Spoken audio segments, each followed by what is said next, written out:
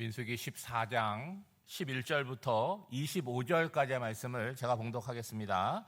여호와께서 모세에게 이르시되 이 백성이 어느 때까지 나를 멸시하겠느냐?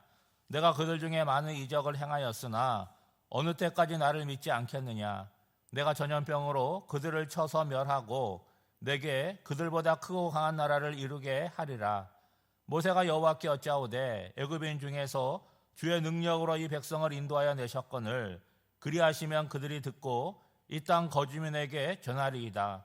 주 여호와께서 이 백성 중에 계심을 그들도 들었으니 곧 주 여호와께서 대면하여 보이시며 주의 구름이 그들 위에 섰으며 주께서 낮에는 구름 기둥 가운데에서 밤에는 불 기둥 가운데에서 그들 앞에 행하시는 것이니이다. 이제 주께서 이 백성을 하나같이 죽이시면 주의 명성을 들은 여러 나라가 말하여 이르기를 여호와가 이 백성에게 주기로 맹세한 땅에 인도할 능력이 없으므로 광야에서 죽였다 하리이다. 이제 구하옵나니 이미 말씀하신 대로 주의 큰 권능을 나타내옵소서. 이르시기를 여호와는 노하기를 더디하시고 인자가 많아 죄악과 허물을 사하시나 형벌 받을 자는 결단코 사하지 아니하시고 아버지의 죄악을 자식에게 갚아 3, 4대까지 이르게 하리라 하셨나이다. 구하옵나니 주의 인자의 광대하심을 따라 이 백성의 죄악을 사하시되 애굽에서부터 지금까지 이 백성을 사하신 것 같이 사하시옵소서. 여호와께서 이르시되 내가 내 말대로 사하노라. 그러나 진실로 내가 살아있는 것과 여호와의 영광이 온 세계에 충만할 것을 두고 맹세하노니 내 영광과 애굽과 광야에서 행한 내 이적을 보고서도 이같이 10번이나 나를 시험하고 내 목소리를 청정하지 아니한 그 사람들은 내가 그들의 조상들에게 맹세한 땅을 결단코 보지 못할 것이요 또 나를 멸시하는 사람은 한 사람도 그것을 보지 못하리라. 그러나 내 종 갈렙은 그 마음이 그들과 달라서 나를 온전히 따랐은즉 그가 갔던 땅으로 내가 그를 인도하여 드리리니 그의 자손이 그 땅을 차지하리라. 아말렉인과 가나안인이 골짜기에 거주하나니 너희는 내일 돌이켜 홍해길을 따라 광야로 들어갈지니라. 아멘. 이스라엘 백성들이 종된 땅 애굽에서 출애굽을 하여서 지금 가나안 땅을 향해서 갑니다. 근데 어디를 지나가야 되냐면 광야를 지나가는 거예요. 광야에서 현실은 참 살기가 어렵습니다. 근데 하나님의 도우심으로 광야를 지나가고 있어요. 이스라엘 백성들에게 하나님께서 너희들 이제 장차 가게 될 가나안 땅 궁금하지 않냐? 당연히 궁금하지 않겠습니까? 거기가 목표인데. 그러니까 각 지파별로 지도자 한 사람을 뽑으라는 거예요. 그래서 총 12명을 뽑아가지고 그 12명이 대표로 집을 보러 가는 거고 땅을 보러 가는 거예요. 가나안 땅으로 보냈습니다. 그래서 가나안 땅을 40일 동안 정탐을 한 거예요. 그리고 뭘 봐야 되는지, 그 땅이 좋은지 나쁜지, 그 거민들은 강한지 약한지 뭐 그런 것들을 다 살펴보라고 보냈어요. 그리고 40일 만에 돌아왔습니다. 근데 이들이 와가지고 그 정탐한 내용을 이렇게 보고를 하는데 일치하는 부분이 있고 서로 엇갈리는 부분이 있었다라고 하는 거예요. 그들이 가서 보니까 하나님께서 그 땅이 적과 꿀이 흐르는 땅이라고 말씀하셨는데 12명이 공통적으로 보고하는 내용은 그 땅이 정말 좋다는 거예요. 그리고 증거로 그 땅에서 실과를 갖고 온 것을 보여줍니다.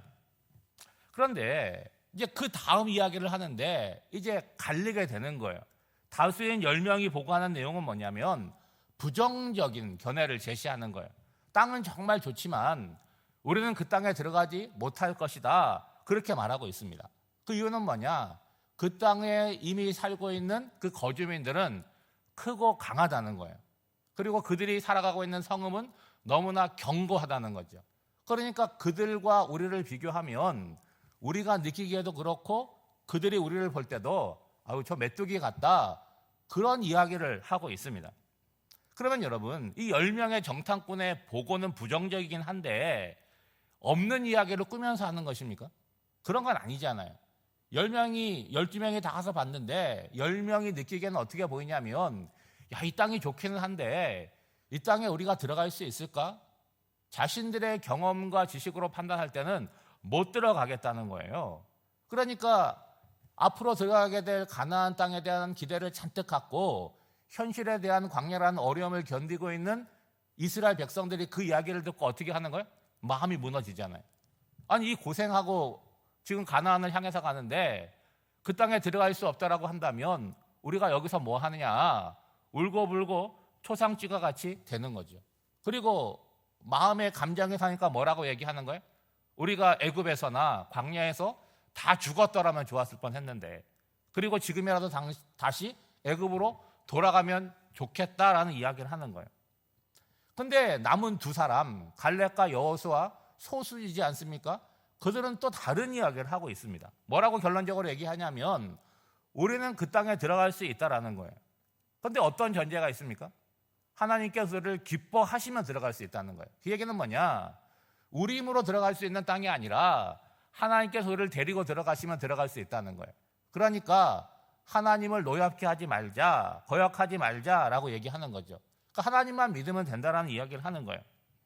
여러분, 앞서서도 말씀드리지만 이 12명이 10명은 이걸 보고 2명은 저걸 보고 서로 다른 걸 보고 온 것이 아니잖아요. 그런데 서로 이 극과 극의 보고를 하는 이유가 무엇이겠습니까? 예? 그거는 자신들의 인생 가운데, 자신들의 미래 가운데 아버지 되신 하나님이 계시느냐 안 계시느냐 이 여부에 따라서 그 판단과 보고는 이렇게 갈릴 수밖에 없다는 거예요.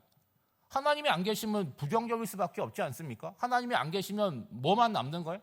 내 힘과 내 능력만 남아 있는 거잖아요.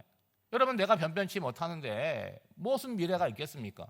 그런데 나는 부족하지만 하나님이 나와 함께 계시면 내가 할 수 있다라고 하는 것은 그것이 우리가 말하는 믿음 아니겠습니까?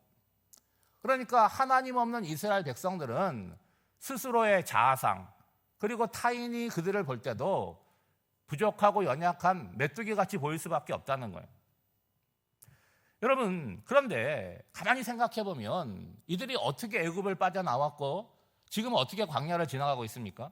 자신들의 능력으로 나온 게 아니잖아요. 하나님께서 이들을 출애굽시켜 주셨어요. 그리고 광야에서도 먹을 것도 주시고 그리고 살아갈 모든 삶에 필요한 것들을 주시지 않아요. 자신들은 한 게 뭐가 있습니까? 아무것도 없어요. 한 걸 굳이 찾자면 하나님을 향하여 원망하고 불평하는 게 없어요. 오늘도 하나님께서 말씀하잖아요. 이것들이 나의 능력을 보고도 하나님이 꼭 세셨나 봐. 10번이나 나를 거역했다. 그 얘기는 뭡니까? 내가 10번이나 인내하셨다. 그 말씀 하시는 거죠.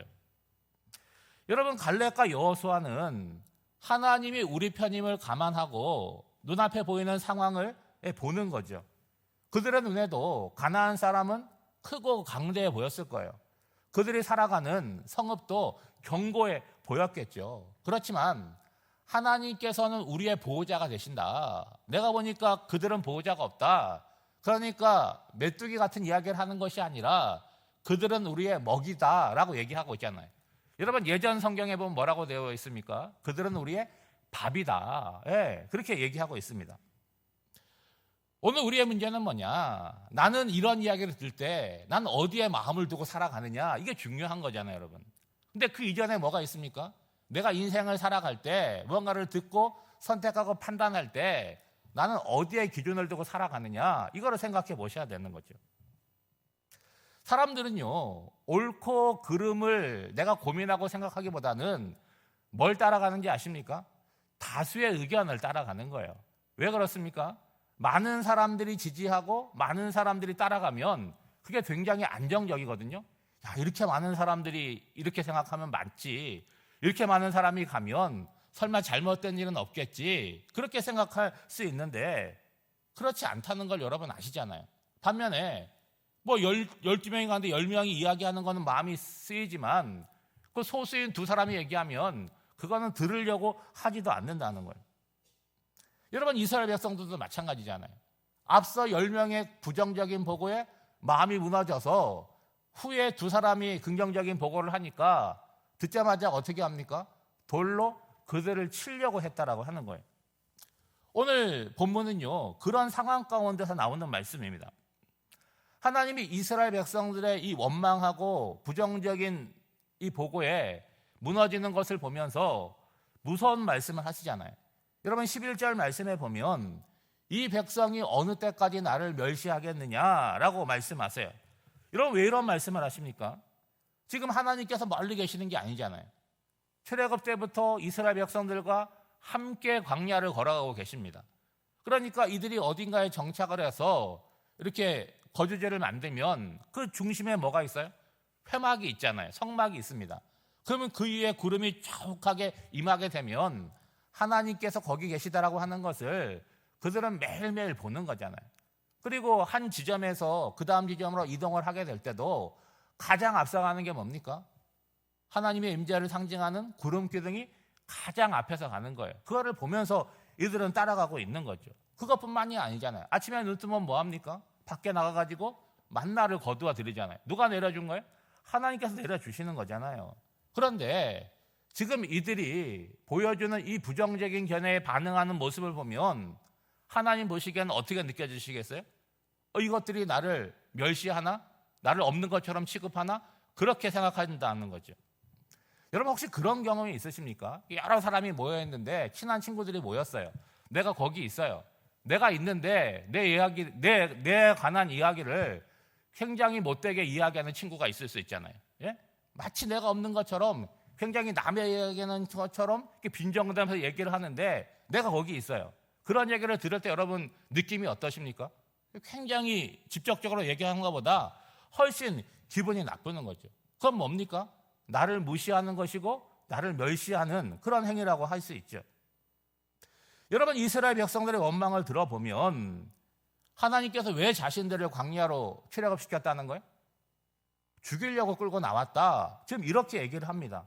그리고 자신들은 뭐라고 얘기하는 거예요? 우리는 애굽으로 다시 돌아갔으면 좋겠다. 거기서는 잘 먹었다. 거기서는 안전했다. 거기서는 죽을 일이 없었다. 이런 이야기를 하는 거예요. 여러분 제가 이 본문을 읽으면서 어떤 느낌이 들었냐면 마치 내가 낳은 자식이 뭐라고 얘기하는 거예요? 왜 나를 낳았느냐고. 나는 좀 다른 집에 태어났으면 더 좋았을 뻔한데 그런 이야기를 하는 것 같다는 느낌을 받았습니다. 그러니까 하나님을 멸시하는 것뿐만이 아니라 지금 부정하고 있는 거 아니겠습니까? 그러면 하나님의 입장에서도 자식에게 그런 이야기를 들은 부모의 입장에서도 할 수 있는 말은 하나밖에 없잖아요. 나도 너 필요 없다. 나가라. 너랑 나랑은 관계를 끊자. 그 말밖에 할 게 없잖아요. 여러분 12절을 보면 하나님께서 이스라엘 백성들을 전염병으로 다 멸하고 모세를 통해서 새롭게 시작하자라고 내가 더 크고 강한 나라를 만들어주겠다고 그렇게 말씀을 하세요. 그런데 모세가 이제 설득해 나가지 않습니까? 만약에 하나님께서 이 백성을 멸하신다면 그 강한 나라 애굽을 물리치시고 출애굽한 것을 모든 이방 사람들이 알게 될 텐데 하나님의 명성에 누가 되지 않겠느냐라는 식으로 이야기를 합니다. 여러분 16절 말씀해 보면 여호와가 이 백성에게 주기로 맹세한 땅에 인도할 능력이 없었으므로 광야에서 죽였다 하리이다. 이건 모세의 논리잖아요. 하나님 설득해 가는 논리입니다. 그러면서 하나님이 어떤 분이신지 자기 고백을 하는 거예요. 여러분 18절 말씀해 보면 여호와는 노하기를 더디하시고 인자가 많아 죄악과 허물을 사하시나 형벌받을 자는 결단코 사하지 아니하시고 아버지의 죄악을 자식에게 갚아 3, 4대까지 이르게 하리라 하셨나이다. 마치 사람과 사람이 대화하는 것처럼 그렇게 하나님께 중보하고 있는데 지금 모세가 하나님께 구하는 건 뭡니까? 하나님의 하나님 되심을 구하는 거예요. 특별한 뭔가를 구하는 것이 아니라 하나님이 이런 분 아니십니까? 그러니까 이번에도 이렇게 해주시기를 원합니다 라고 구하는 거죠. 과거에도 하나님께서 이 백성을 사하셨던 것처럼 이번에도 사해 달라는 거예요. 여러분 모세의 중보 기도가 어떠십니까? 모세는 특별한 역할을 하는 게 아니잖아요. 지금 자신에게 맡겨주신 이스라엘 백성들의 목자와 같은 역할을 감당하고 있는 거예요. 무엇보다도 모세의 이 중보 기도에는 뭐가 담겨져 있는 거예요? 하나님의 마음을 알고 있고 믿고 있는 거죠. 그러므로 이러한 기도를 하나님께 드릴 수 있는 거죠. 여러분 하나님께서 이 기도에 어떻게 반응을 하십니까? 받아주시잖아요. 내가 이번에도 이 백성을 사한다라고 말씀을 하세요. 여러분 여기까지만 보면 하나님께 이 회개의 기도를 하면 다 들어주시는구나. 이게 그럴 수 있잖아요. 근데 그 다음 내용이 있지 않습니까? 근데 여호와께서 맹세하여 말씀하시는 누구를 놓고 맹세합니까? 하나님보다 더 높은 분이 없으니까 하나님 스스로를 놓고 맹세하는 거예요. 하나님을 신뢰하지 않고 멸시하는 자들을 가나안 땅에 들여보내지 않겠다고 말씀하십니다. 왜냐? 그들은 분명히 뭐라고 말했어요? 우리가 이 광야에서 죽었으면 좋겠다. 애굽으로 돌아가야겠다라고 말했다는 거예요. 여러분, 왜 이런 말을 한 것입니까? 감정이 상하고 기분이 나빠서 이런 말을 한 거예요. 그런데 이 말은 누구를 향한 말이었습니까? 사람을 향한 말이 아니라 하나님을 향한 말이었다는 거예요. 여러분, 우리에게 주어진 삶을 우리가 살아가는데 어떻게 살아가야 되느냐? 오늘 본문을 교훈을 삼아서 우리가 살아가는 현실이 때때로 부정적인 마음이 들고 원망하는 마음이 든다라고 할지라도 뭘 기억하셔야 되는 거예요? 우리와 함께 하시는 하나님을 기억하고 그분을 신뢰하고 그분 앞으로 나아가야 된다는 거예요. 감정과 기분에 따라서 아무 말이나 막 던지게 되면 굉장히 무서운 말로 우리에게 돌아올 수 있음을 오늘 성경은 말하고 있는 거죠. 오늘 한 날도 우리가 누구 앞에서 살아가는 것입니까? 하나님 앞에서 살아가는 거예요. 그러니까 그 하나님께서 우리를 예쁘게 보실 수 있도록 우리에게 주어진 삶을 반듯하게 살아나가시는 저와 여러분이 되시기를 주님의 이름으로 축복합니다. 기도하겠습니다. 하나님 아버지, 평범한 일상을 살아가는 것이 당연한 것처럼 여겨지지만 인생의 문제를 만나게 되면 지난 날이 얼마나 복되고 감사했는지를 새삼 깨닫게 됩니다. 애굽에서 구원받고 광야를 지나가는 것이 누구 덕분인지를 잊어버리고 감정을 따라 불평과 원망하며 살았던 이스라엘 백성들을 보면서 깨닫게 하옵소서. 우리가 하나님 앞에 살아가고 있고 우리가 하는 말을 하나님이 들으심을 알고 깊이 생각하고 진중하게 살아가게 하옵소서. 무엇보다도 우리 입술에 파수꾼을 세워주시사 아무 말이나 하지 않게 해주시고 생각하고 고민하고 정제된 말을 하는 저희들이 되게 하옵소서. 부활의 절기를 보내고 있습니다. 부활을 알고 믿는 것에 그치지 않고 부활의 능력과 권능으로 오늘을 힘있고 담대하게 살아가게 하옵소서. 무엇보다 영의 눈과 귀가 열려 우리와 함께 하시고 합력하여 선을 이루시는 하나님을 보게 하시고 금성을 듣게 하여 주시고 경험하며 살아가게 하옵소서. 오늘 한날의 삶도 성령 하나님께 온전히 맡겨드리오며 이 모든 간구를 예수님의 이름으로 기도하옵나이다. 아멘.